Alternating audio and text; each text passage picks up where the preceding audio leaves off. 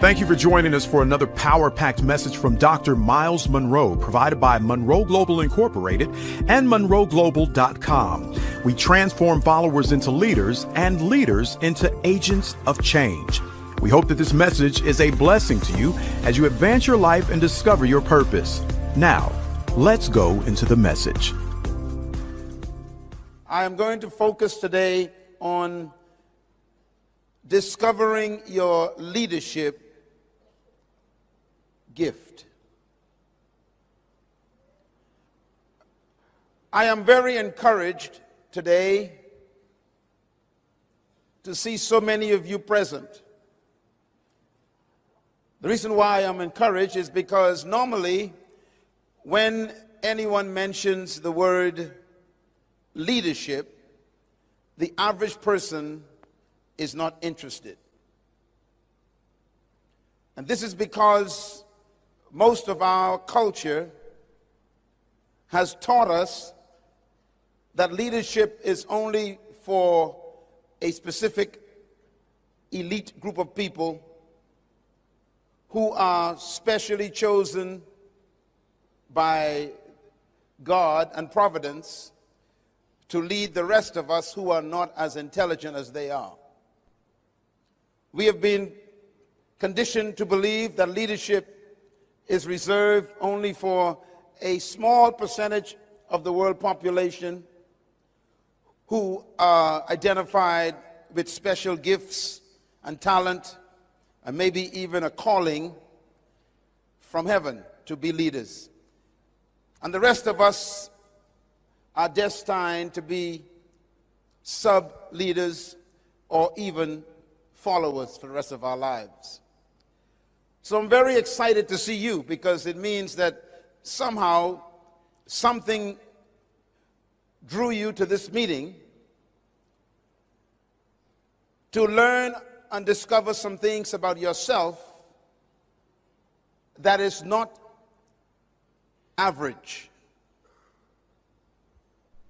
So I want to begin with a statement that I hope will shock you. And here's the statement. Every human on earth was created to lead.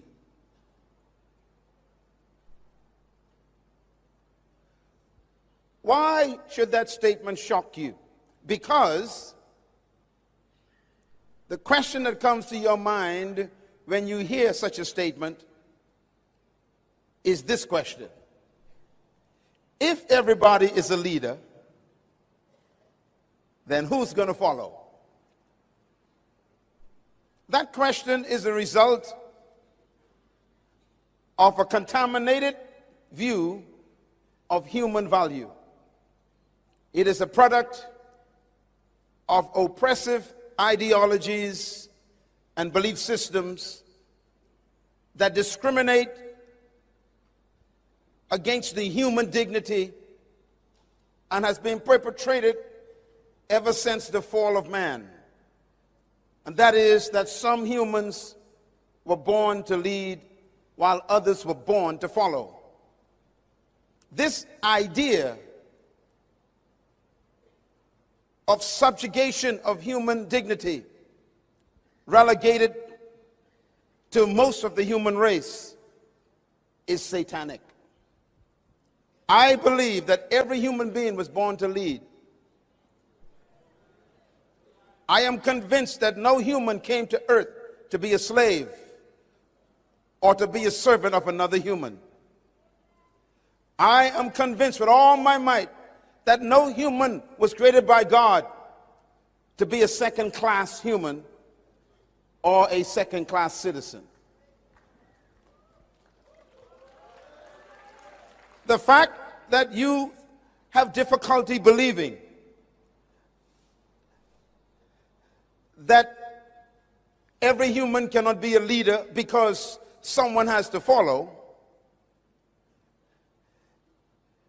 is the reason why most of us don't achieve our full leadership potential. I have a picture of a gentleman on the screen. For those of you who are listening by radio, You may not be able to see. It's a photograph of a young local preacher who pastored a church of 300 people. Imagine a country preacher out in the country pastoring a little church of 300 people. He was trained in a seminary, and his only interest was to be a pastor of a little church. And some of you here today are just like him. You've got a church with 300 people, and people think that you are not important. But look at that man. Who would have thought that in that little church, every Sunday, standing before 300 people in a little town in Alabama, was a man who would change the world? I wonder who you are in your little church, speaking to your 300 people. How many people would have laughed at him and says, there's no way a little country preacher could change the world. There's no way a man who has no degree in leadership, no degree in philosophy, no degree in science could ever impact the whole world. That is why I believe everyone was created by God to be a leader, but not over people.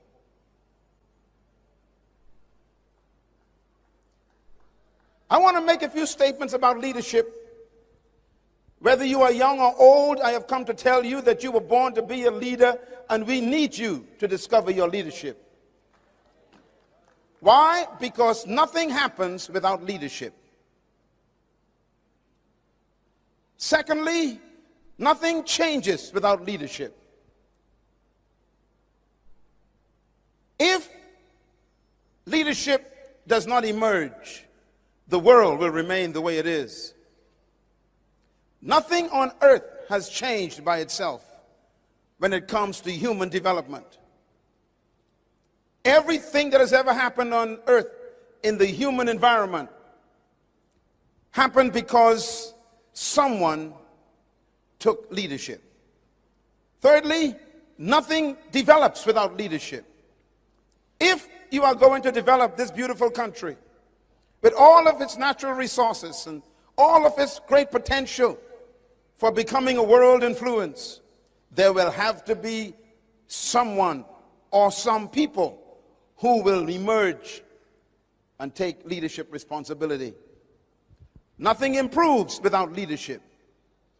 If you don't like the situation in your nation or in your community or in your city or even in your family, then don't wait for it to change. It takes leadership to improve anything. Fifth, nothing is corrected without leadership.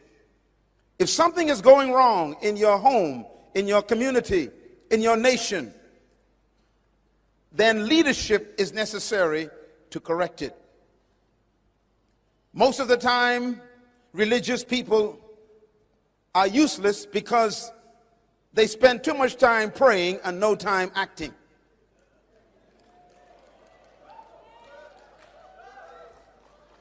Prayer, they say, changes things. I disagree. Prayer creates the environment for things to change, but it takes a human to change it. And this is why the great leader, Jesus Christ, said, ask, and it shall be given unto you. That's prayer. But then he says, now get up and go seek. And then he says, when you find it, you got to knock because it's behind a closed door. You got to work to get it. In other words, answered prayer demands action. If you want a better country, don't just pray for a better country. Get involved in national development. Get involved in local politics. Get involved in social activities. Why? You cannot change something you tolerate.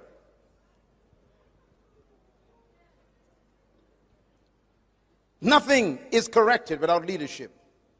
And number 6, nothing advances without leadership. And that goes for your church, your company, your department, your nation, your organization, and your family. If you want to advance in any area, it takes someone to emerge as a leader, because nothing succeeds without leadership.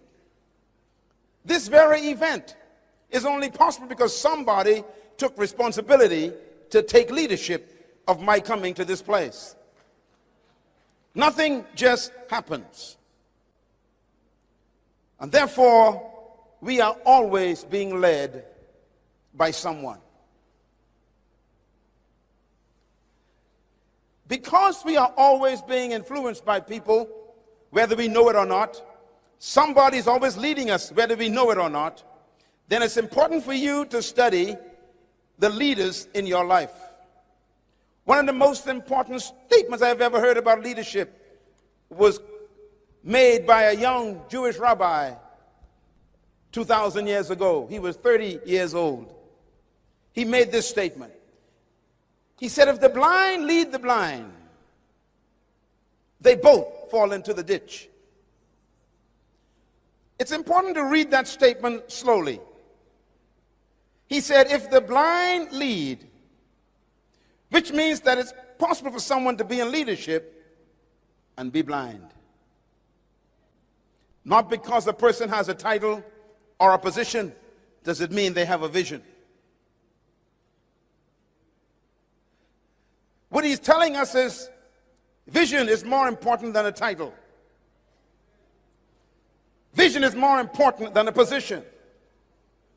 And this is why even in politics, in democracy, we don't create great leaders.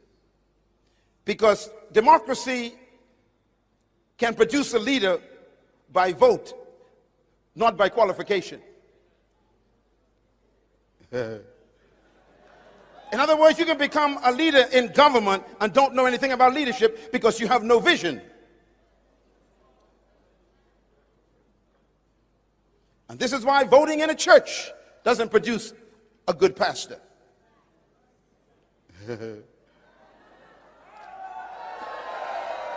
Because you can vote a pastor into the position, but he has no vision for the church. And if the blind lead the blind, the whole organization goes into a pit.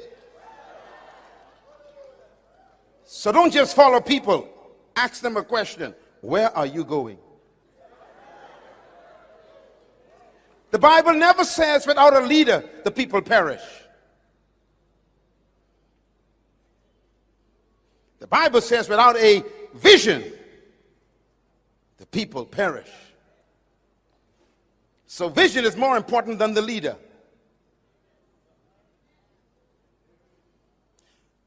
So I am not impressed with your title. I am Bishop Sam. I don't care. Where you going? I am Member of Parliament. Where are you taking your constituency? I am Reverend. Where are you going? I'm an evangelist. Where are you going? I'm the manager. Where are you taking the department? Vision qualifies leaders. If the blind lead the blind, they both fall into a ditch. So we are always being led. The question is, who's leading us and where are they leading us? And this is why it's important for you, in order to become the leader you were born to be, you must discover true leadership. When I first met Mr. Nelson Mandela years ago, I shook his hands. I was so humbled to meet such a great man. He had just come out of prison, 25 years, isolated from his own family. because he had a vision for his country. I had a meal with him, with a few other dignitaries, and I'll never forget, I asked him a question. This was over 17 years ago. I said, "Sir, in all that you've experienced, can you give me one of the things you learned about being a successful leader?" And he gave me 5 answers. I will give you one of them. He said, "True leaders never seek followers.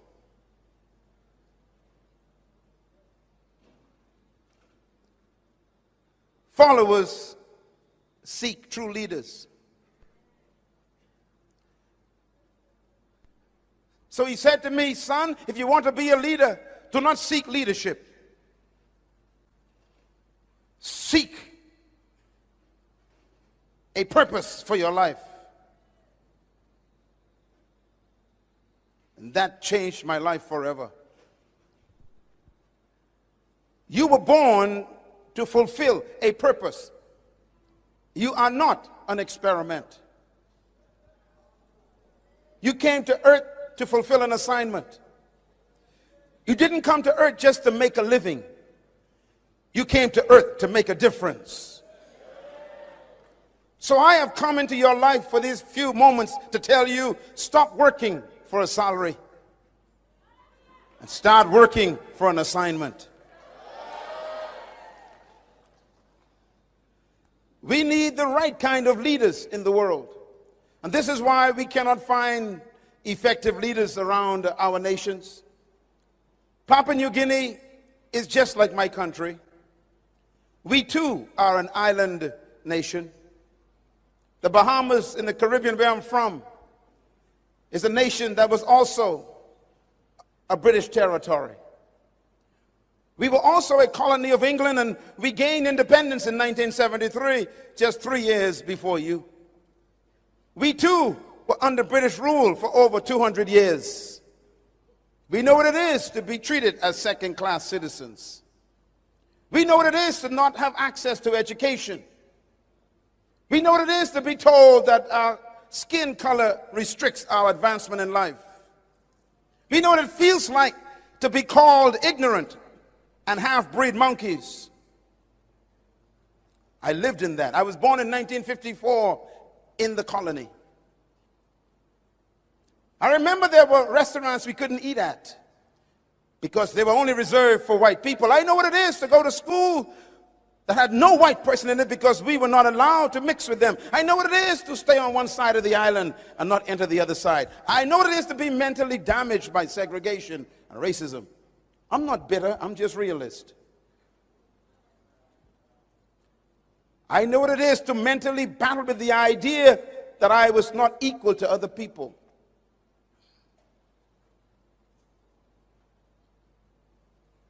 I overcame that only through a revelation, through Jesus Christ, about who I am. I am not who you think I am. I am who he says I am. It was that revelation that set me free. And from that day forward, I made a commitment to myself that I will travel the world. And I will hate the spirit of oppression. I hate racism. I hate segregation. I hate the devaluation of humans. All humans are completely equal in value. All 7 billion of them. No one in this room is less than the other. We are all equally made in God's wonderful image. We also carry his likeness, which means we have his ability. We function like our Creator. But we've been brainwashed to believe that is not true. And most of that has been done by erroneous leadership ideology that has been perpetrated by colonization. Let me give you a few things to remember that are very destructive in leadership. These are the kind of leaders we don't need. Write these down. Number 1, politics without principles.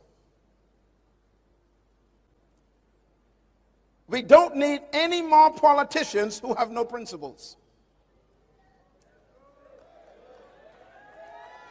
Number two, pleasure without conscience.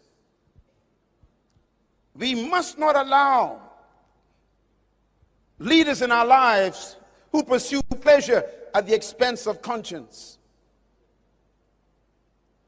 Number three, wealth without work. It will destroy us. People who pursue prosperity but don't want to perspire. If you don't work, you are a parasite to humanity. Number four, knowledge without character will destroy us. There are educated people who have no character. Scientifically, philosophically, intellectually advanced, but they have no moral conviction. These are dangerous leaders. And number five, business without morality will destroy us. And this is why corruption emerges in developing countries. People want to achieve financial security at the expense of morality. Business must have a moral foundation. And this is why selling drugs to make money is immoral. And this is why perpetrating prostitution on the streets with young ladies and men is immoral. Anytime you attempt to do business without moral conscience, you are a destructive force in humanity. This is why taking bribes is immoral. And this is why padding the invoice and negotiating contracts with your own family who don't qualify for the contract is immoral. We need leaders who will not sacrifice their morality for the advancement of their business.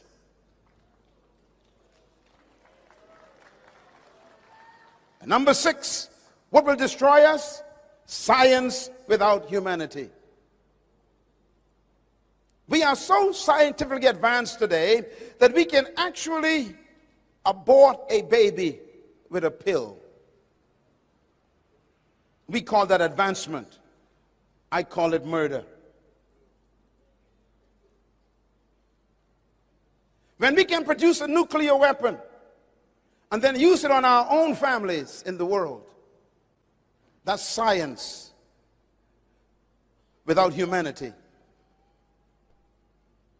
When we can build a computer and an internet system and then use it to destroy the moral fabric of our country with pornography, that is science without humanity.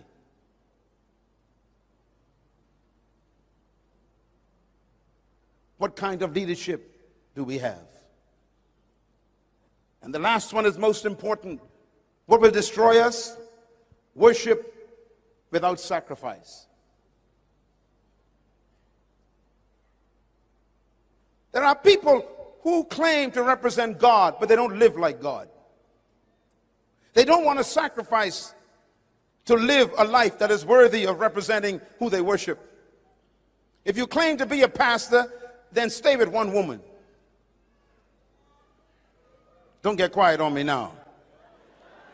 Worship without sacrifice is a destructive leader. There is no worship without sacrifice. There's no claim to being pure without discipline. You cannot claim to represent a holy God and live an unholy life. There has to be sacrifice. And this is why the religious people in the world are not respected anymore. Because we tell the world we are holy, and then the world knows our private lives. That's why Jesus Christ, the greatest leader that ever lived, didn't trust religious people. He never chose a religious person to join his organization. He only chose businessmen. He never went to the temple to find a disciple. He chose an accountant, Matthew. He chose a business team, Peter, James, and John. They owned a fishing company. He chose Luke. He was a doctor. How come he didn't choose the pastors? Because religious people tell lies. Everybody clap right there. Get it out. If you're going to represent who you claim to worship, then you should sacrifice and discipline yourself to live what you preach. We need leaders today who will sacrifice in order to be honest. What is leadership? I want to give you a definition that I introduced in my session last evening.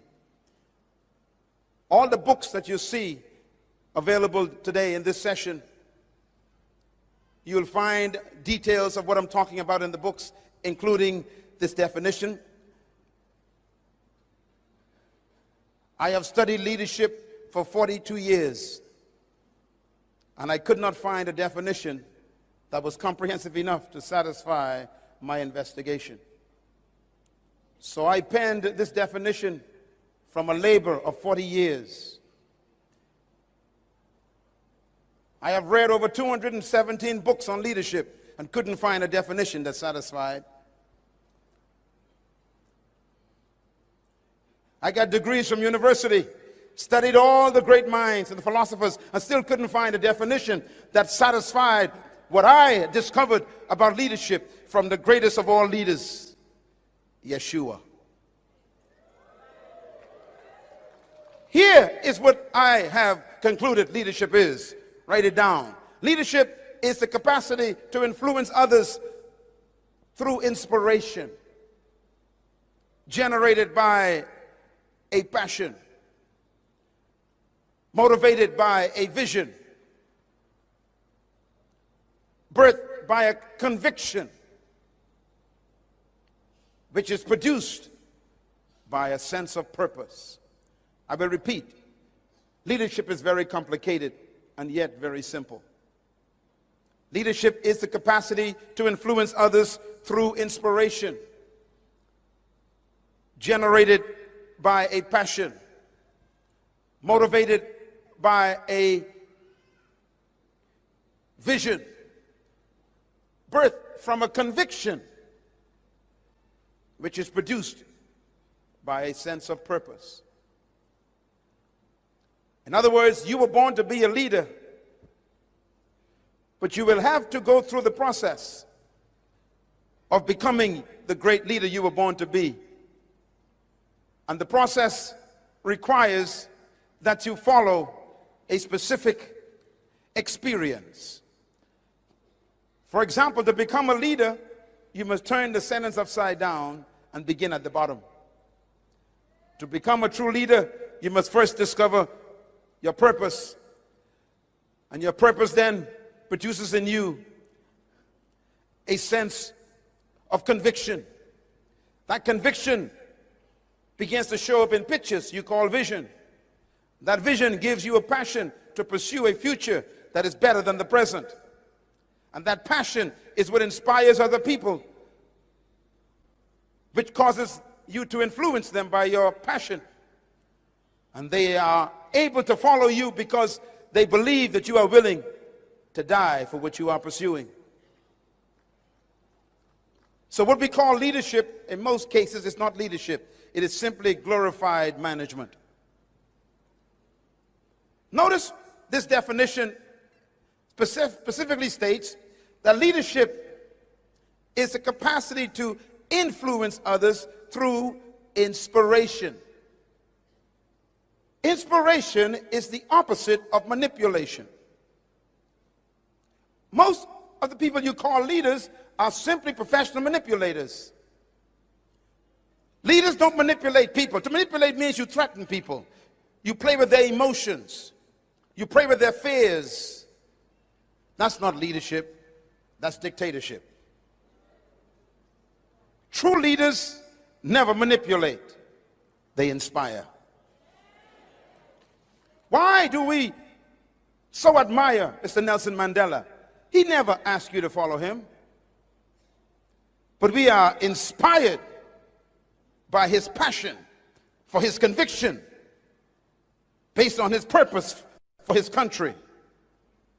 Why do we admire Martin Luther King Jr.? He never asked us to follow him.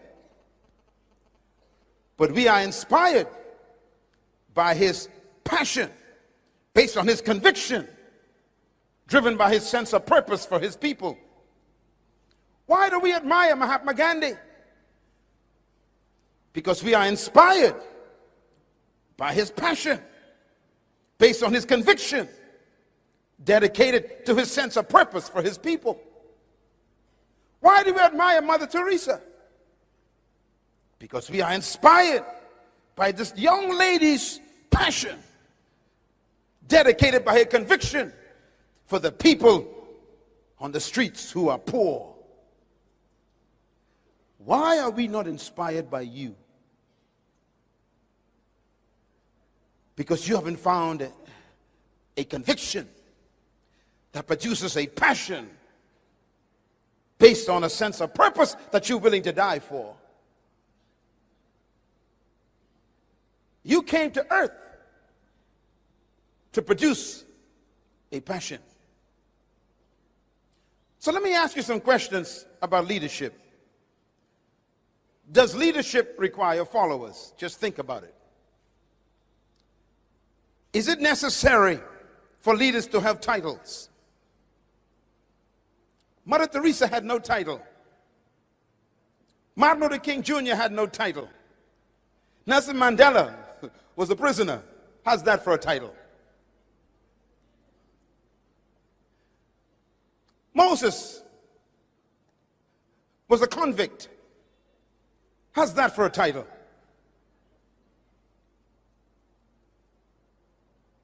Jesus was a rebel. What kind of title do you need to be a leader?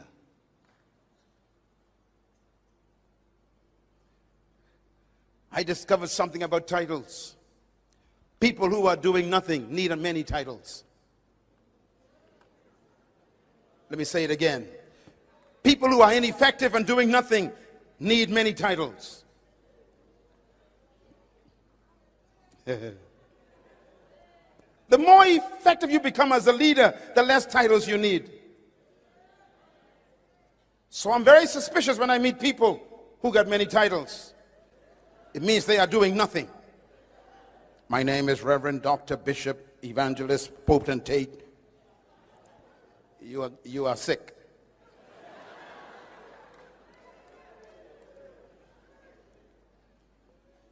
The more successful you are as a leader, the less titles you need. As a matter of fact, to test your greatness as a leader, you must reduce your life to your first name. If you don't believe me, study the great leaders of history. We never say Bishop Moses. We just say Moses.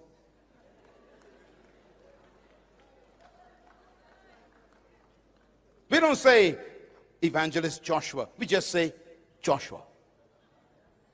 We don't say Right Reverend Honorable Daniel. We simply say Daniel. What's your problem?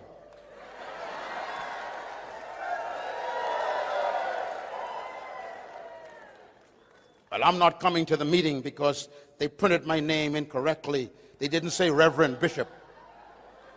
You are sick. The greater you become, the less names you need. Jose, Joel, Amos, Obadiah, Jonah, Micah, Nahum, Habakkuk, Zephaniah, Haggai, Zechariah, Malachi, Peter, James, John, Jesus. What's your problem? Uh-oh. Sometimes people give me their cards. It takes me 2 weeks to read the name on the card. Right away I know they're not doing anything.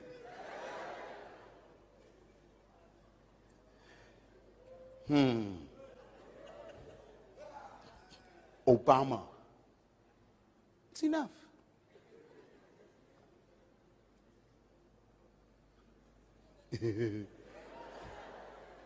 Kennedy. That's enough. What's your problem? Leadership is not about titles. Is leadership a matter of distinction of superiority? In other words, some people think that leadership means that you are superior to other people. This is completely satanic.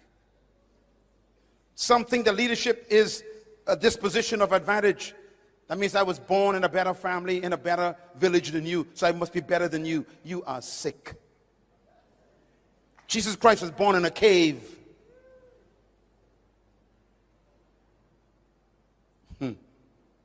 His first crib was an animal trough. And yet today he rules the universe. It doesn't matter where you were born. It's who was born in that place. You were born in that place. A great person was born in that place. Clap your hands for being born in this great country. Some think that leadership has to do with some qualities of leadership or the manifestation of intellect.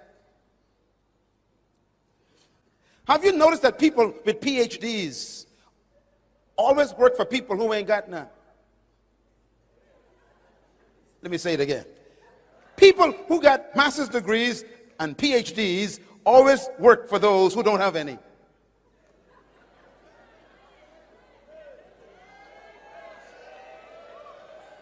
Because leadership is not about intellectual advancement. Some of the greatest leaders in the world never finished college, dropped out of school. You know, one of the great American presidents, Ronald Reagan, didn't finish school. He was an actor in Hollywood. Most of the time, his acting didn't succeed. Couldn't even act. When he became the president of the United States, they asked him in an interview, they said, "You're not a college graduate, you don't have any degrees. How come you are such a successful president?" His answer was a very smart answer. He said, "Well, I staff my weaknesses." Okay, let me break it down for you. He said, "I hire people, wherever I'm weak, I hire the smart people to work for me."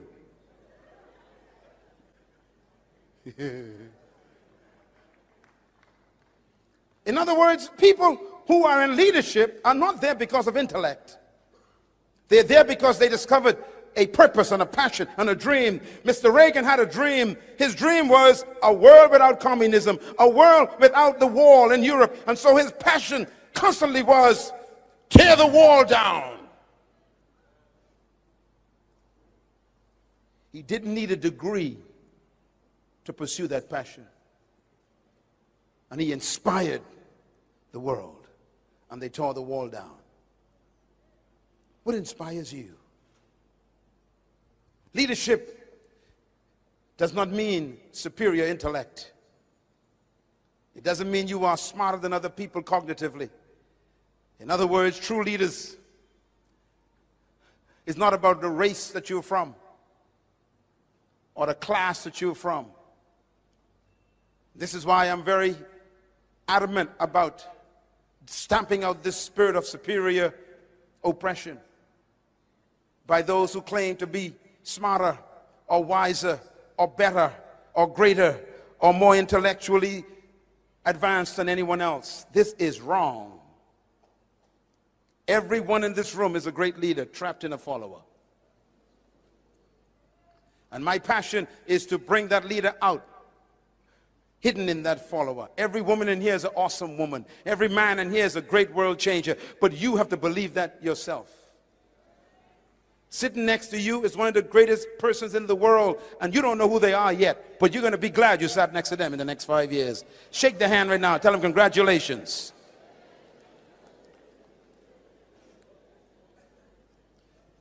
And this is why I tell people that leadership depends on the philosophy that a person has Because your philosophy controls how you interpret life. Your philosophy controls how you interpret people and how you value people. It guides your life on how you think about life. Philosophy is the framework for leaders on how they make their decisions. And this is why this conference is so important. I am not here to make you shout and say hallelujah. I am here to attack your ideas. I am here to attack your philosophy, your belief system, because until your mind changes, you will never change. And your philosophy is simply the way you've been conditioned to think that you believe to be true. And much of what you believe is not true, because both of us as people have been products of colonialism, which have brainwashed us to believe that we are not equal to everybody else in capability and potential and value. And we are historically struggling with that still. Let me quote something that's very important, written by the richest man that ever lived. He said something to all third world people I think is very critical. His name is Solomon. Solomon wrote this. He says, "Woe to the land when a slave becomes king." Let me quote it slowly. It's found in the book of Ecclesiastes. He said, "Woe to the land when a slave becomes king." Let me quote it for the third time, because that's happening right here in Papua New Guinea. Woe to the land when a slave becomes king. What does he mean by that? Woe means damned. It's a horrible word. It's in the Bible. Woe to the land means that the land is damned, it is condemned when the leader thinks like a slave. That's in the Bible. Don't look at me like that. I'm going to quote it one more time. Woe to the land when the slave becomes king. What does he mean? He means that when a person who thinks like a slave becomes the pastor of the church or the manager of the department or the leader of a country, that whole organization is in trouble. Because wearing a crown does not change your mind. It exposes your mentality. A position does not change disposition. A title does not change mentality. And that's why the quickest way to reveal a person's character and philosophy is to give them power and money. If you want to know what a person is like, give them power. It reveals their mindset. That's why Solomon says, woe to the land when a slave becomes king. If somebody is given power but didn't have a mental transformation, then that entire organization or country is in trouble. Your way of thinking, your philosophy will manifest what kind of leader you will be. That goes for husbands in the family, pastors in the church, managers in the company, and politicians in the country. How you think affects the people. So Solomon also wrote this: as a man thinketh in his heart, so is he. You cannot rise above your belief system. You cannot rise above your convictions of your mental agreement with yourself. You cannot rise above what you consider to be true. And that's why, in order for you to change, you must change your thinking. And this is why Proverbs 23 is so important. He says, for as a man thinking in his heart, so is he. The word heart actually means your subconscious mind. It means your human hard drive. It's where you hide the things you believe to be true. Your heart is your center of belief. And every human has a center of belief. There are things you believe about yourself that you got from other people, and it may not be true.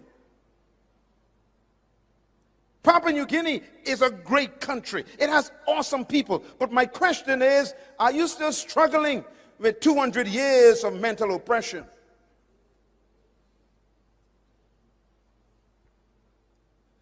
Wearing a necktie doesn't change your mentality. Living where the British used to live doesn't change your mentality.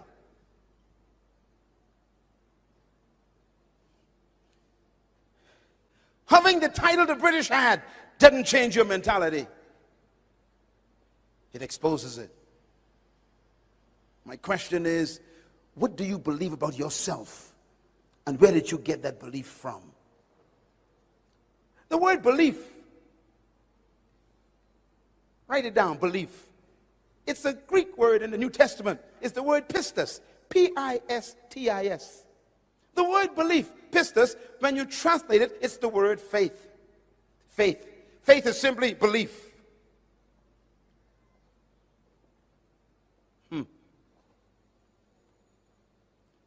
The Apostle Paul, the great leader of the first century, said these words. He said, faith comes by hearing. What is faith? Belief. Belief comes by what you hear. I was told by a Scottish teacher when I was 13 years old in a class with 36 black kids in my island in the Caribbean. He stood before the class and he was angry. He turned red and he said to us, "You are stupid black people. You cannot learn," he says. "You are ignorant. You are half-breed monkeys." I'll never forget that day. He looked at me. He says, "You are retarded." And then he said these words, "I'm wasting my time on you black children. Your brain is not developed. You are half-breed monkeys." I sat there and wept.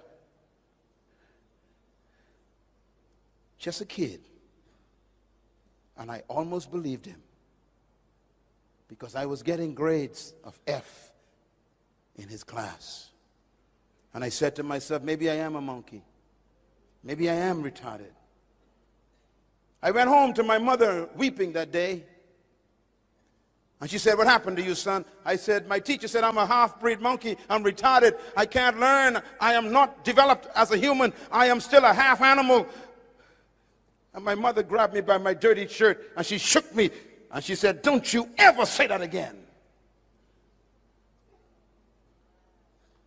And I wept. And then my mother picked up a big black book that she always read.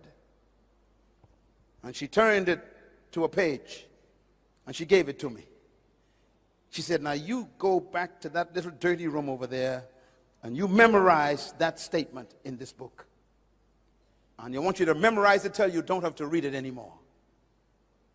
I went back to that dirty little room in that wooden house on 4 big rocks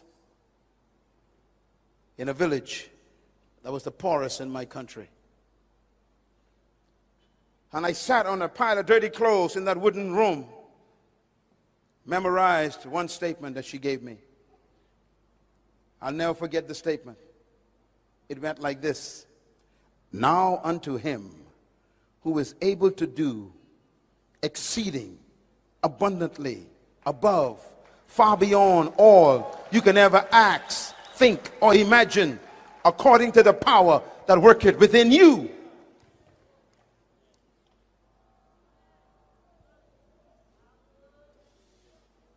Suddenly, the light came on in the little boy.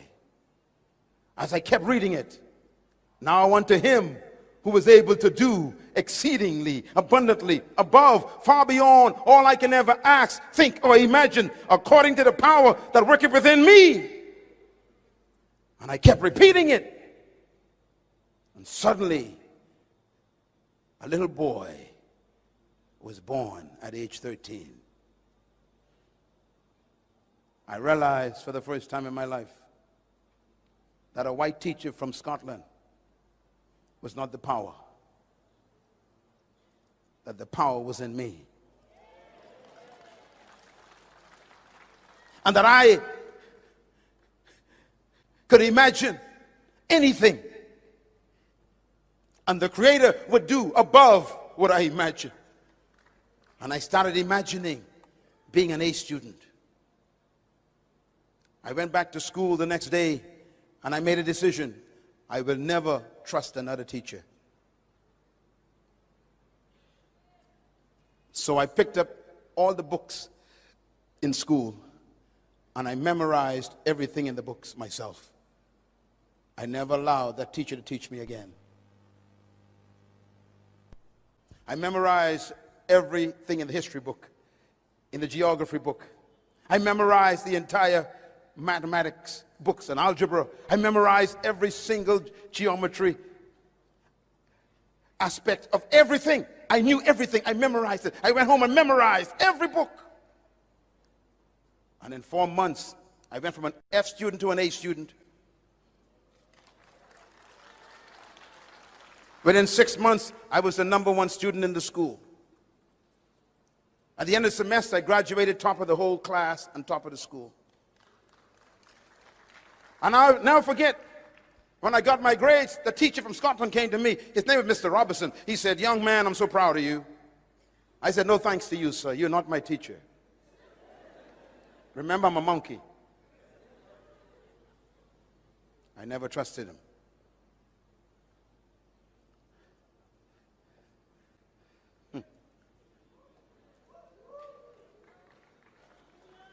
Today, my books are textbooks in that same school.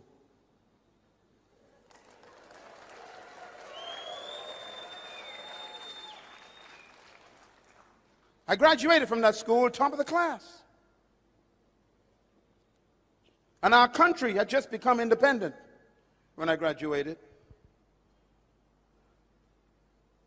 1973. And the government couldn't find any black teachers because they never trained us to teach. So I went from high school straight into teaching. The government paid us, students who graduated, to become teachers of the younger kids. We never had teacher training because our country didn't have anyone to teach. Because when we became independent, all the white people left and ran. And I became a teacher at the same school where they called me a monkey.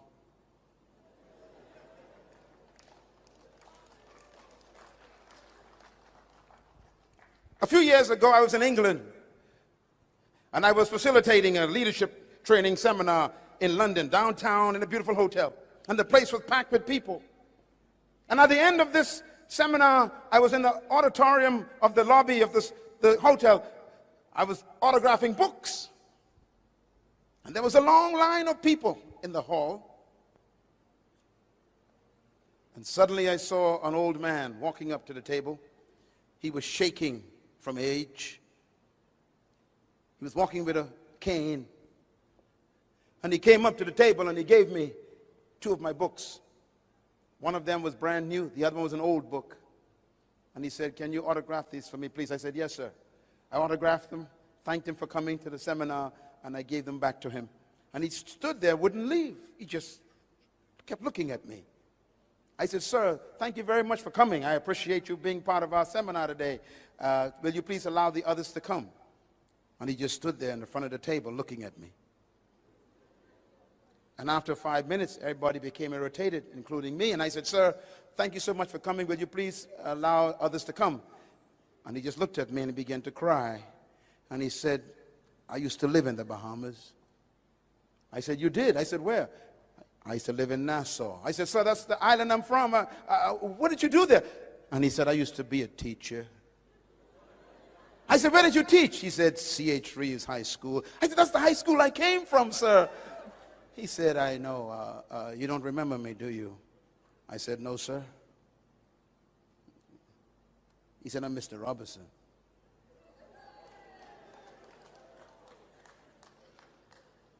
I jumped up from my chair. I couldn't even recognize him. He was so old. I grabbed him and hugged him, and we wept. And everybody was watching us in that lobby. A handsome black young man hugging an old dying white man. And we kissed each other on the cheek, and he cried. His tear fell on my suit. And he said, "You changed my life." I said, "How did I change your life?" He said, "Your books are in Scotland in all the bookstores. And I read 4 of your books and they changed my life. I now understand who I am. And I love Jesus and I want to thank you. I came all the way from Scotland, took the train to come here. I wanted to see you because I heard you were coming to London, and I just wanted to come and tell you thanks. And I said, Mr. Robertson, you read my books? He said, your books are the most important books in my library. I said, you mean you read the writings of a monkey?